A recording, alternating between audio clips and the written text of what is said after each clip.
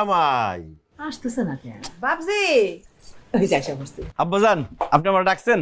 হ্যাঁ, বিয়ার সময় তো তোমারে তেমন কিছুই দিতে পারি নাই। এই যে নাও আমার পক্ষ থেকে একটা পাঞ্জাবি আর পায়জামা। ধন্যবাদ আব্বা।